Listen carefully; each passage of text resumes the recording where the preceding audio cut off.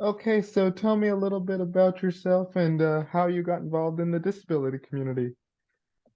Well, my name is Valerie Goldstein, and I am a mom of three. I'm doing a fellowship at Stony Brook University for the Lund program. I'm also a children's book author of Violet's Victory.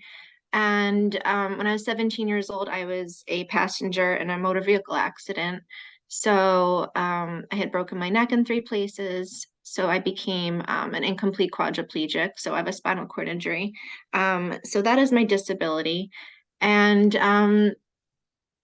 I guess I'm also trying to help the disability community through the children's book that I wrote, as well as the presentations that I do on different abilities. So I go to elementary schools and some preschools and some middle schools for sixth graders. And I do presentations on different abilities to basically educate the students on inclusion and acceptance and I guess, bring out the conversations and um, have children ask questions because I think it's really important to have these conversations about, varying abilities or different abilities starting at, a really young age. That's cool. So you talk a little bit about your book, Violence Victory. So I'm curious what that is and like how that came about. Um, so it came about, well, I've always loved writing and I've written many different non-children's books, so different articles, let's say, on, parenting with disabilities and that kind of stuff. So I've written for like a couple magazines and um when I dropped off my children at preschool when they were younger, they all the children would always ask me, why do you use forearm crutches and why do you have a leg brace? They'd ask me all these questions. I feel like every day I was answering all these questions for them about disabilities. So I started thinking like, why don't I just do a little presentation for kids on disabilities? That way I can educate them and, show them that someone, even though they might be different from you, they can still do the same things as you, but in a different way. So then that just spread on then to preschools and local elementary schools and um, Girl Scout troops, and it just, started rolling there. And lots of districts asked me to come in for their whole schools and elementary schools. And I have many different dolls with adaptive equipment. Um, and I use that. And then the book that I was using to present with, the book um,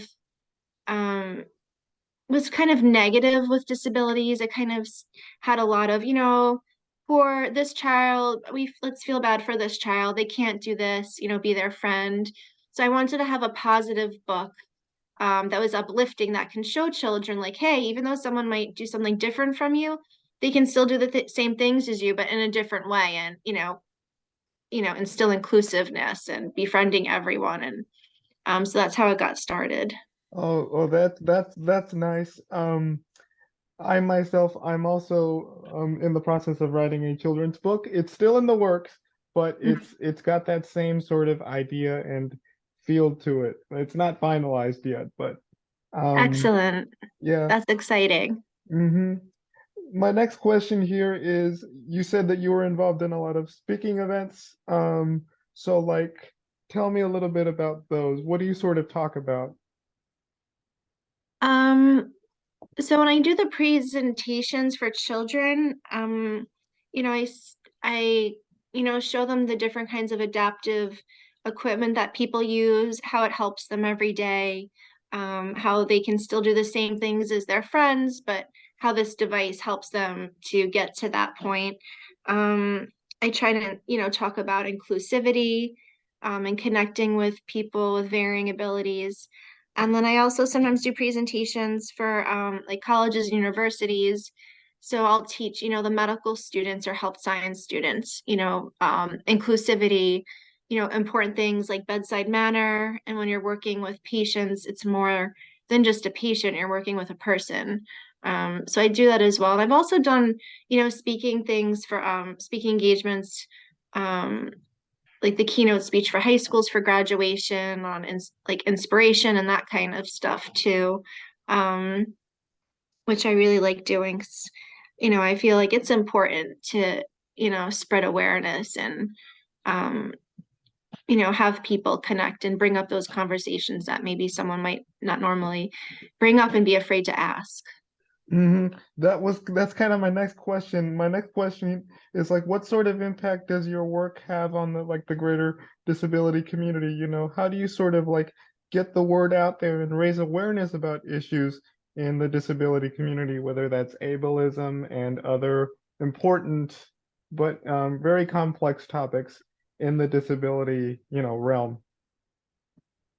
Um, I guess by going to the various schools, like I said, I think it's important to start the conversations very young, and not be, I think a lot of times children are told, like don't stare at someone, don't talk to someone, and this kind of, is like the total opposite where, you should approach someone, you should have a conversation with them, you should, be aware of, differences in your communities and find out from people like, hey, like how can I help you? What can I do to make our world like more inclusive for you, and um, have children befriend, you know, just everyone in their school um and I think a lot of the school, a lot of the things I try to post on social media and teachers, spread the word. So I think just by word of mouth, a lot of people in the community, like talk about like the work that I do, and then other districts go like, oh hey, like we really like you to come and speak to us and um, you know, have these conversations with our students as well. So I'm hoping just by me spreading, the awareness, there will be that there'll be less and less ableism just because there will be that actual awareness and people realizing, that the, disabled community, is not much different, from themselves, but in order to make it that way, we need people to, you know, make it more inclusive and make it more accessible and adaptable and those things as well. Yeah, that was my that's a great segue to my last question, like, 'cause that's what I was gonna ask, like, what can we do as a society to create an inclusive and sort of accessible world for people with disabilities? I think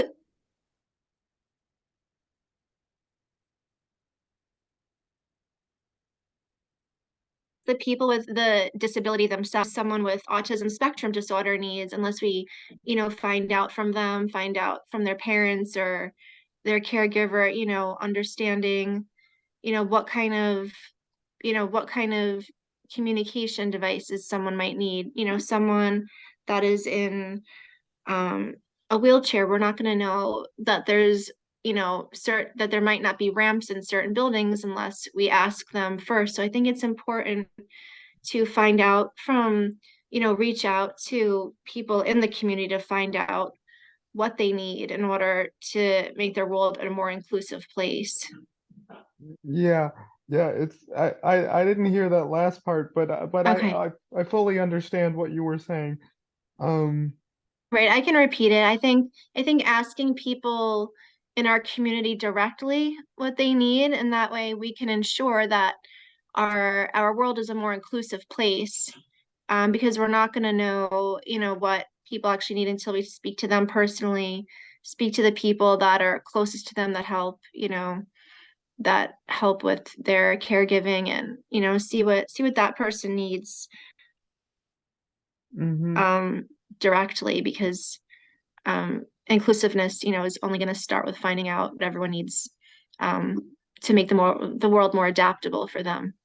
mhm. Instead of people with disabilities trying to find ways to navigate, we need to work, the other way around and make the world, more accessible for everyone.